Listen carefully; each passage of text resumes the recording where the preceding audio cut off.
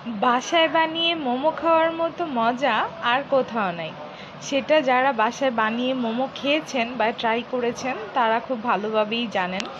তো আন্দোলন চলাকালীন মুহূর্তে তো বাসা থেকে বের হওয়া যাচ্ছিল না, কিন্তু আমার খুব মোমো খেতে ইচ্ছে করতেছিল।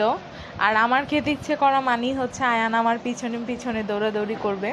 তো সেজন্য বাসায় আমি মোমো রেডি করে ফেলেছিলাম, চিকেন মোমো। বেশি কিছু না, শুধু গোলমরিচ, মুরগির মাংসের কিমা আর পেঁয়াজ, একটু ধনে গুঁড়া, একটু জিরার গুঁড়া আর একটু আদা রসুন বাটা, লবণ আর চাইলে একটু টেস্টিং সল্ট আর সয়া সস অ্যাড করে মাংসটাকে ভালো করে মেখে দেন হচ্ছে ময়দা দিয়ে এভাবে রুটির মতো ছোট রুটি বানিয়ে দেন ওটাতে পুর দিয়ে মোমোর আকারে শেপ করে নিলেই মোমো একদম রেডি। মানে একদম সহজ একটা রেসিপি, যে কেউ বাসায় এভাবে স্টিম মোমোটা রান্না করতে পারে বা বানিয়ে খেতে পারে। আমি সাথে হচ্ছে মোমোর জন্য সুইট চিলি সসটা বানিয়েছিলাম।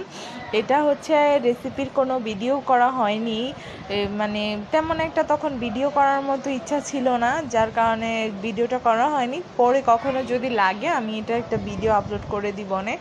আর সসটা কিন্তু খেতে মাশাআল্লাহ খুবই ভালো হয়েছিল, দেখতেও কিন্তু খুবই সুন্দর ছিল। তো এই যে আমি যখন একদম প্রথমবার মোমো দিলাম স্টিমে, ওই প্রথম পর্বের মোমোগুলো হয়ে গেল, ওগুলোকে এবার আমি নামিয়ে নিব। এই যে মাঝখানে একটা বেকাতারা মোমো দেখতেছেন, এটা হচ্ছে আয়ান বানিয়েছিল, লম্বাটে যেটা। তো আয়ান আর কি সব কিছুতেই অনেক আগ্রহ দেখায়, সব কাজে আমাকে হেল্প করতে চায়, সব কিছুতে আমাকে এগিয়ে দিতে চায়। তো আমি কখনো ওকে মানা করি না। বাচ্চারা মাদের সাথে কাজ করলে সেটা কিন্তু খারাপ কিছু না, সেটা বরং হচ্ছে ওর আরও মানে মেধাটা আরও বিকাশ হয়। কিন্তু বাসার কাজে হেল্প করলে বাচ্চারার মন মানসিকতা আর কি আরও ভালো হয়, যে সবাইকেই কাজে হেল্প করতে হয়। ছোটোবেলা থেকেই টুকিটাকি কাজ করিয়ে শিখিয়ে রাখাটা আমি মনে করি ভালো আর কি, যেটা কিনা আমাদের বাবা মা কখনো আমাদেরকে করতে দেয় নাই বা শিখে নেই, যার কারণে পরে আমাদের অনেক প্রবলেম ফেস করতে হয়েছে। তো আমি সেই ব্যাপারটা মাথায় রেখে আমি আমার বাবুকে যথেষ্ট পরিমাণ আমাকে সাহায্য করার জন্য অনুমতি দেই, বা ও যা করতে চায় আমি সেটা করতে দিই। তো এই যে কথা বলতে বলতে আমি কিন্তু 2বার মোমো স্টিম করে ফেলেছি, দেন হচ্ছে ওরা বাবা ছেলেও খেয়ে ফেলছে, আমিও খেয়েছি, আলহামদুলিল্লাহ খুবই মজা ছিল।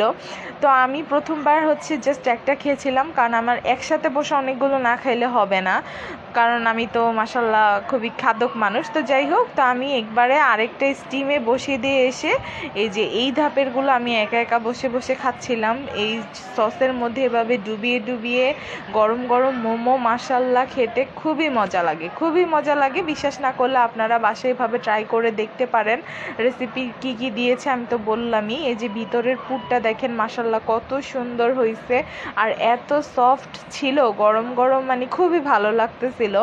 নিজের রান্নার প্রশংসা আমি কিন্তু মাঝে মধ্যেই দেখবেন নিজেই করি, কারণ আলহামদুলিল্লাহ যেটা সত্যিই ভালো আমি সেটাকে অবশ্যই ভালোই বলি, বানিয়ে বলার কিছু নাই। তো ভিডিওটা এখানেই শেষ।